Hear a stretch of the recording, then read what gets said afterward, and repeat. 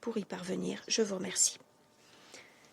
Je remercie Madame Gotto de son exposé. Je donne maintenant la parole à Madame Edem Wosorno. Monsieur le Président, des travailleurs humanitaires en Ukraine ont été attaqués à plusieurs reprises la semaine dernière. Comme l'a indiqué ma collègue, deux convois distincts portant très clairement l'emblème des Nations Unies ont été frappés alors qu'ils apportaient une assistance salvatrice à des civils dans le besoin. Les deux missions avaient été annoncées longtemps à l'avance par les voies établies à cette fin. Le 12 mai, un camion du PAM qui avait apporté des denrées alimentaires à des communautés sur la ligne de front a été frappé par un drone dans la région de Dnipro, blessant le chauffeur. Le 14 mai, un véhicule des Nations Unies participant à une mission humanitaire a été frappé par un drone dans la ville de Kherson et frappé à nouveau quelques minutes plus tard. Mes collègues de l'OCHA étaient dans ce convoi. Ces incidents éhontés ne sont pas isolés. La même semaine, d'autres missions humanitaires ont été frappées, blessant des travailleurs humanitaires et endommageant des biens.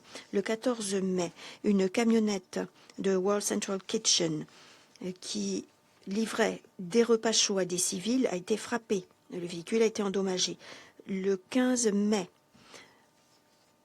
une ONG ukrainienne qui livrait des denrées alimentaires à un site collectif a également fait l'objet de frappes. 2 personnes ont été blessées, une reste dans une situation critique. Entre janvier et avril de cette année, 3 travailleurs humanitaires ont été tués, 10 autres ont été blessés. Ces attaques s'intensifient, rendant la fourniture de l'assistance humanitaire de plus en plus difficile, voire impossible dans certaines régions.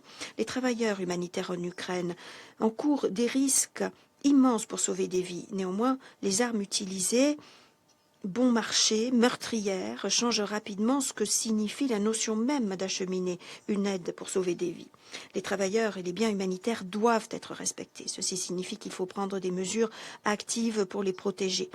Les attaquer directement est strictement interdit et peut correspondre à des crimes de guerre. Nous demandons à toutes les parties d'évaluer de toute urgence ces incidents pour qu'ils ne se reproduisent pas. Excellences, Mesdames et Messieurs, ces attaques interviennent alors que la violence contre les civils augmente dans le pays.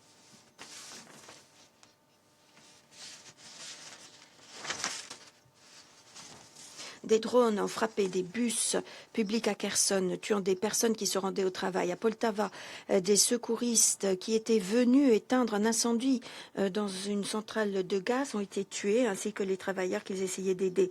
Des drones de courte portée ont tué plus de civils en avril que durant tout mois, pris individuellement depuis février 2022. Le 14 mai, comme l'a dit le DPPA à l'instant, la population de Kiev a fait face à des attaques meurtrières de grande échelle qui ont tué et blessé des dizaines de civils, y compris des enfants. Nous félicitons le travail des premiers intervenants, des secouristes qui sauvent des vies, qui sauvent des civils. Monsieur le Président, les règles de la guerre sont contraignantes pour toutes les parties à un conflit armé. Elles ont pour objet de limiter les souffrances humaines et d'épargner ceux qui ne sont pas combattants. Lorsque des convois humanitaires sont très clairement identifiés avec le logo voulu, les civils, lorsque des civils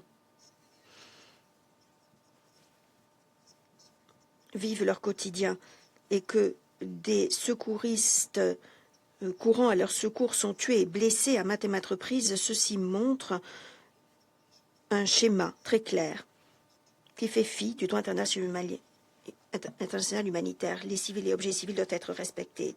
Monsieur le Président, nonobstant ces dangers, nous continuons de fournir une aide là où c'est possible. Depuis février 2022, les Nations Unies et leurs partenaires ont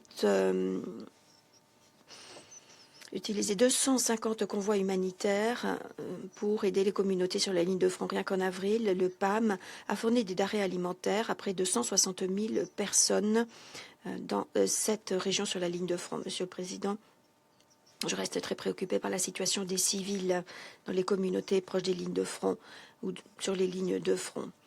quel que soit le côté de la ligne dans lequel on se trouve, chaque jour, c'est une question de vie ou de mort. En un seul week-end ce mois-ci, 930 civils, parmi lesquels plus de 180 enfants, ont été évacués des zones de la ligne de front à Donetsk avec le soutien humanitaire. L'OCHA peut travailler avec les parties sur des solutions pour appuyer des évacuations sûres, volontaires et dignes et pour garantir un accès humanitaire régulier et sûr pour ces communautés. Monsieur le Président, les besoins humanitaires continuent d'augmenter alors même que les efforts diplomatiques continuent. Nous n'arrivons à aider qu'une fraction des 10,8 millions de personnes qui ont besoin d'aide. Près des 3/4 des 2,3 milliards de dollars nécessaires ne sont toujours pas financés. Nous avons encore besoin de près d'1,7 milliard. Le financement ne permet pas simplement de poursuivre les opérations. Le financement signifie ou détermine plutôt différentes questions. Ça permet d'aider les civils qui sont piégés.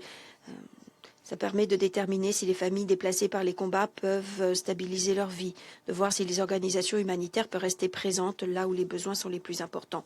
Monsieur le Président, mes requêtes au Conseil ne sont pas nouvelles. Premièrement, user de votre influence pour veiller à ce que le droit international humanitaire soit respecté. Les guerres ont des règles, elles sont sans équivoque. Ceci signifie qu'il faut garantir la protection des civils, y compris en leur permettant de quitter volontairement certaines zones pour se réfugier dans des endroits plus sûrs. Cela signifie aussi qu'il faut garantir un accès humanitaire rapide et sans entrave aux civils qui en ont besoin là où ils se trouvent. Nous avons besoin de l'engagement actif des parties pour le faciliter. Sans action immédiate, il sera encore plus difficile de fournir une aide et d'aider les civils dont la souffrance s'accentuera. Deuxièmement, il faut que les fonds soient apportés en temps voulu. S'ils sont retardés, cela nous oblige à prendre des décisions impossibles pour savoir qui doit recevoir de l'aide et qui n'en aura pas. Monsieur le Président, les civils en Ukraine ne peuvent pas attendre une percée politique pour être protégés, pour que leurs besoins de base soient pris en compte. La protection, l'accès humanitaire, le financement restent nécessaires tant que nous cherchons à établir une paix juste et durable. Je vous remercie. Je remercie Madame Vossornou.